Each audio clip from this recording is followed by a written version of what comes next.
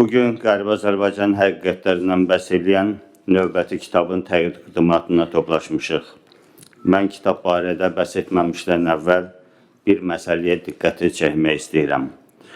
Bu yaxınlarda Ermənistanın birinci prezidenti Levon Ter-Petrosyanın 1993-cü il iyulun 23-də Ağdamın işğalı ilə əlaqədar keçirdiyi iclasdakı çıxışının yayımlanan videosu erməni şovinizminin faşist mahiyyətini bir daha çılpaqlığı ilə ortaya qoydu.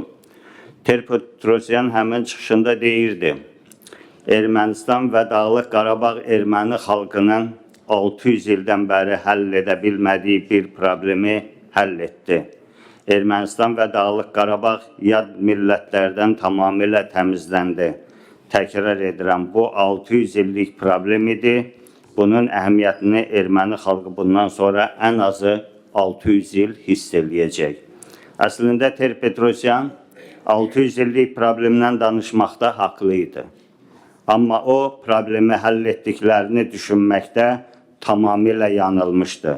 O problemi həmin çıxışdan düz 27 il sonra Azərbaycan xalqı, Azərbaycan ordusu, Azərbaycan prezidenti elə həll elədi ki, erməni xalqı bunun təsirini doğrudan da bundan sonra ən azı 600 il hiss eləyəcək.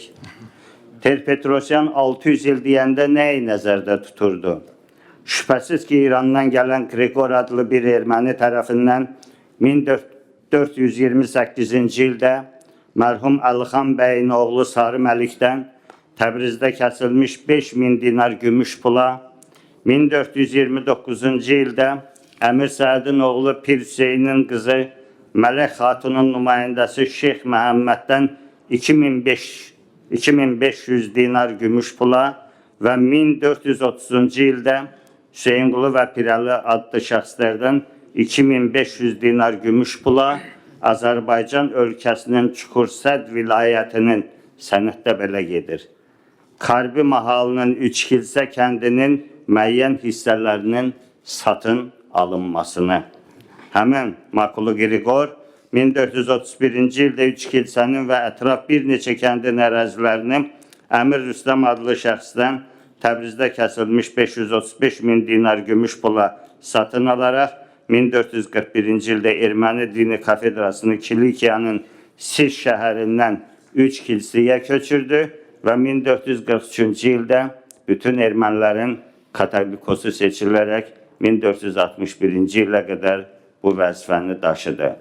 Bunlar ermənilərin Cənubi Qafqazda aldığı ilk mülklərdir və həmin tarixdən əvvəl Cənubi Qafqazda indiki ermənilərə, haylara aid bircə mülkün belə olması barədə nə ermənilərin əlində, nə də arxivlərdə hər hansı bir sənəd var. Deməli, bu coğrafiyada həmin tarixə qədər erməni varlığından danışmaq mümkün deyil. Bu deməkdir ki, həmin tarixə qədər Qərbi Azərbaycanda heç bir erməni mədəni irsindən də danışmaq mümkün deyil.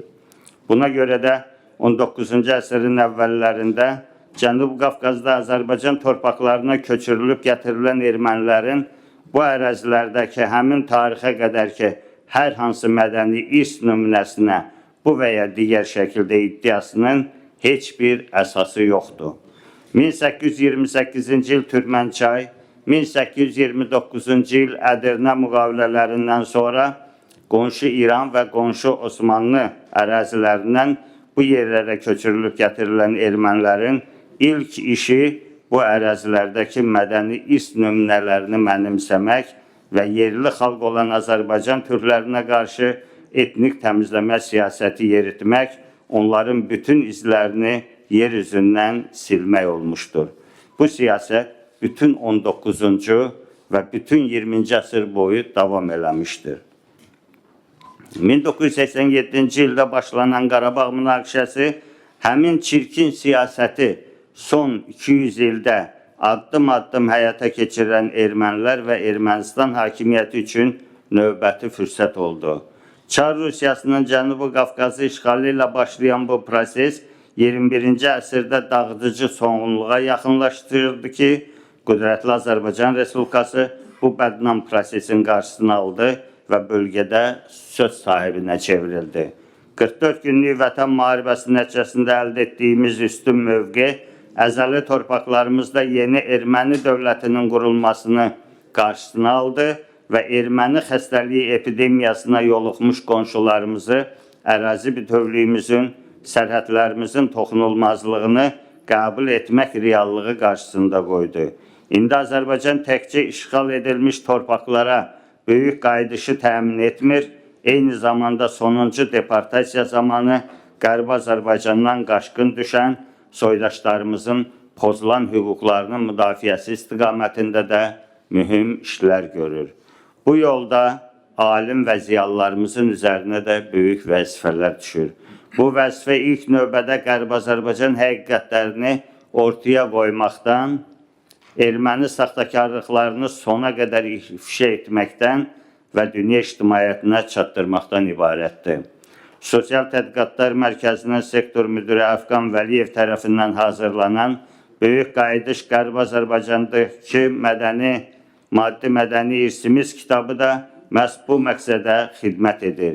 Kitabın bu cildində müəllif Qərbi Azərbaycanda tarixən mövcud olmuş, sonradan dağıdılmış, bir çox hallarda isə erməni abidələri kimi mənimsənilmiş xalqımıza məxsus daha 144 abidənin tarixi, xarakteri, mənsubiyyəti hər tərəfli tədqiq edilərək işıqlandırılmışdır. Mən burada xüsusilə qeyd eləmək istəyirəm ki, hörmətli Zahid müəllimin rəhbərliyi ilə Sosial Tədqiqatlar Mərkəzi ilk gündən Qərbi Azərbaycana qayıdış prosesinin fəal iştirakçısıdır və qaçqınlarımız arasında sosial sorğuların aparılması ilə bağlı və eyni zamanda Qərbi Azərbaycan həqiqətlərinin ortaya qoyulması ilə bağlı Sosial Tədqiqatlar Mərkəzində daim sistemli iş aparılır və biz Qərbi Azərbaycan icması olaraq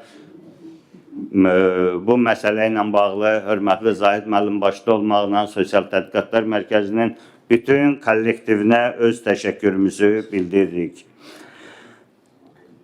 Son zamanlar tədqiqatçılarımızın İrəvan şəhərində Azərbaycanlıların son izlərini özündə yaşadan Təpəbaşı yaşayış massivi ilə bağlı ortaya çıxardığı faktlar, Ermənistan dövlətinin bu ərazidəki məscid və tarixi tikililəri yox etmək planları ilə əlaqədar çaldıqları həyəcan təbili bir daha sübut etdi ki, ermənilərin bölgədə Azərbaycan mədəni irsini yer üzündən silmək siyasəti bugün də davam edir.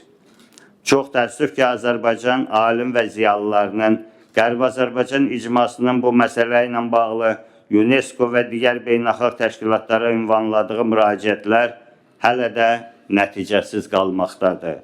Elə hesab edirəm ki, məhz bu səbəbdən yer adlarının dəyişdirilməsi ilə müşayiət olunan və xalqımızın izlərini bir dəfəlik silməyə hesaplanan prosesin ifşası üçün bugün Böyük Qayıdış Qərbi Azərbaycandakı maddi-mədəni irsimiz kimi tədqiqat əsərlərinin ortaya qoyulması olduqca vacibdir. Amma nəzərə almaq lazımdır ki, belə kitablarda faktların dəqiqliyinə xüsusi diqqət vermək son dərəcə əhəmiyyətlidir. Dəyərli alim, sosiologiya üzrə fəlsəfə doktoru, hörmətli Əfqan Vəliyev və gələcək tədqiqatlarında yeni uğurlar arzulayıram. Diqqətinizə görə təşəkkür edirəm.